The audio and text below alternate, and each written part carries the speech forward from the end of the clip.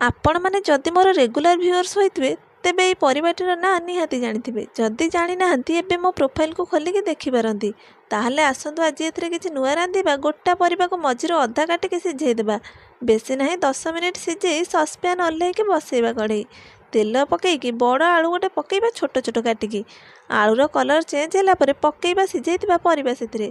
ଲୁଣ ହଳଦୀ ସାଙ୍ଗରେ 10 ମିନିଟ୍ ଭାଜିକି ଖାଲି କରିବା କଢ଼େଇ ପରିବାକୁ କାଢ଼ିକି। ଏବେ ସେଇ କଢ଼େଇରେ ତେଲ ଦେବା, ଫାଳେ ପିଆଜ ପକାଇ ଭଲରେ ଜାରିବା। ବାକି ଫାଳେ ପିଆଜ ରସୁଣ ଶୁଖିଲା ଲଙ୍କା ଆଉ ସୋରିଷ ବାଟିକି ଏକାଠି ରଖିଦେବା। କଟା ପିଆଜ ଜରିଲା ପରେ କଲର୍ ଲଙ୍କାଗୁଣ୍ଡ ହଳଦୀ ଆଉ ବାଟିଥିବା ସୋରିଷ ମସଲା ବି ଦେବା ସେଥିରେ। ମସଲା ଅଳ୍ପ ଟିକେ କଷିକି ଭାଜିକି ରଖିଥିବା ପରିବା ମିଶାଇବା ଆଣିକି। ଆଳୁଟା ଟିକିଏ ସିଝିବ ବୋଲି ବେଶୀ ନାହିଁ 5 ମିନିଟ୍ ଘୋଡ଼େଇ ଦେବା ଖାଲି। 5 ମିନିଟ୍ ପରେ ଆଉ 5 ମିନିଟ୍ ଭାଜିବା ଲୋ ଫ୍ଲେମ୍ରେ। ଏବେ ଏଇ ମସଲା ଦିଆ ଭଜାକୁ ବାଢ଼ିକି ଖାଇବେ। ଖାଇସାରି ପରିବାଟିର ନାଁ କ'ଣ କହିବେ।